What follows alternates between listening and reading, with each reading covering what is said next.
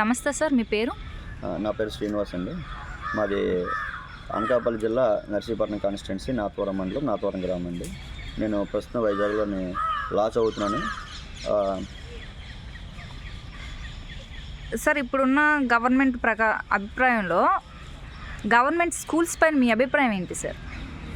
Government school విషయానికి వస్తే జగన్మోహన్ రెడ్డి గారి గవర్నమెంట్ 2019లో ఏర్పడిన దగ్గర నుంచి చూస్తే నాడు నేడు కింద ప్రభుత్వ స్కూళ్ళని డెవలప్ చేయడం అనేది చాలా మంచి పరిణామం.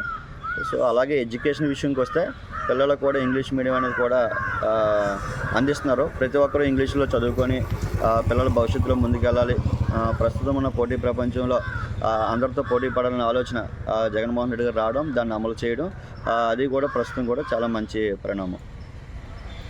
సార్, అయితే ఇప్పుడు గవర్నమెంట్ హాస్పిటల్స్ పైన మీ అభిప్రాయం ఏంటి సార్? ఎలా ఉంది అసలు అక్కడ వైద్య వైఖరి ఎలా ఉంది? గవర్నమెంట్ హాస్పిటల్ విషయానికి వస్తే ప్రస్తుతం ఈ రోజుకి చూస్తే దేశంలోనే నెంబర్ 1 స్టేట్గా ఆంధ్రప్రదేశ్ అనేది రావడం జరిగింది. సుమారు 2500 పైచీలకు హాస్పిటల్ అన్నిటికీ కలిసి చూస్తే నెంబర్ 1 స్థానంలో ఉన్నాయి అన్ని రాష్ట్రాలతో పోల్చుకుంటే. సో నాడు నేడు కింద దాన్ని కూడా డెవలప్ చేశారు. మంచిగా వైద్యం అనేది ప్రజలకు అందుతుంది. ప్రజల వద్దకే వైద్యం కూడా అందిస్తున్నారు. గ్రామాన్న పెట్టి జగనన్న వైద్య ఆరోగ్య శిబిరాలు ఇలాంటివి పెట్టేసి లేటెస్ట్ ఒక కార్యక్రమం ఆరోగ్య సురక్ష అని పెట్టి అది కూడా జనాల్లోకి బాగా వెళ్ళింది. ఎందుకంటే ప్రజలకి ఏమి కావాలన్నది జగన్మోహన్ రెడ్డి గారు నిర్ణయించుకొని ప్రజల దగ్గరికే వెళ్ళి ఈ సేవలు అందించాలన్న ఒక అభిప్రాయం తనలో వచ్చింది కాబట్టి దాన్ని స్పష్టంగా అమలు చేస్తున్నారు. ఈ విషయానికి వస్తే సార్, అయితే ఇప్పుడున్న ప్రభుత్వ పనులు ఎలా ఉన్నాయి సార్? ప్రభుత్వ పనులు అనేసరికి సంక్షేమం అనేది రాష్ట్రంలో ముఖ్యంగా ఉన్నది. అభివృద్ధి అనేది సంక్షేమంతో పోటీ పడుతుంది, కానీ టైం పడుతుంది.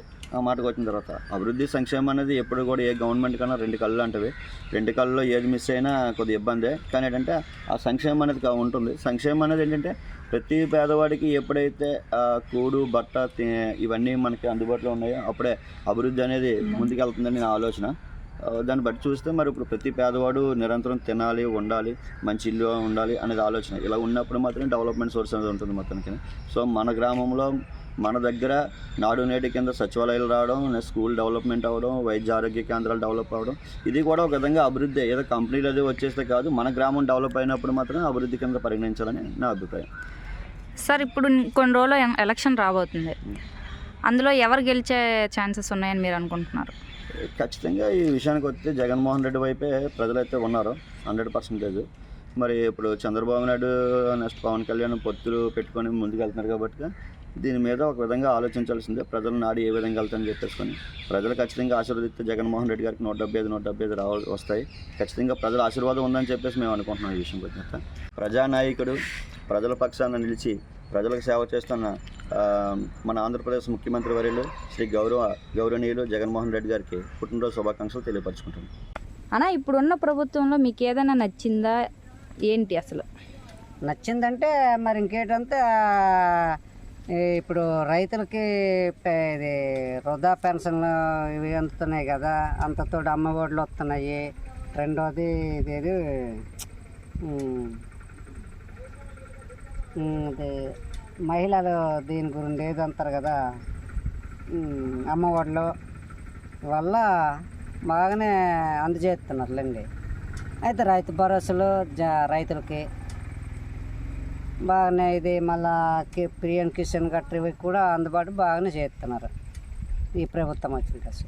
అయితే ఇప్పుడు ఇంకొన్ని రోజుల్లో ఎలక్షన్ ఉంది. అయితే మీరు ఏ పార్టీని గెలిస్తే బాగుంటుంది? ఏ పార్టీకి మీరు గెలిపించాలనుకుంటున్నారు? మా వైఎస్ఆర్ పార్టీకి గెలిపించాలనుకుంటున్నాం. అయితే మిగతా పార్టీలు కూడా ఉన్నాయి కదన్నా? ఉన్నాయి, కానీ మిగతా పార్టీలు ఉన్నాయి కాదనేది, అవి కొంత మనకి అనుకూలమైనట్టు పార్టీలు కాదు. ఇది ఎందుకనేవంటే కాంగ్రెస్ ప్రభుత్వం ఉండి మన జగన్మోహన్ రెడ్డి గారు వైఎస్ఆర్ అనే పార్టీ వాళ్ళు పెట్టుకున్నారు కనుక ఆ పార్టీకి మనము జనాలు కొద్దిగా ఇది అవుతున్నారు అన్నమాట.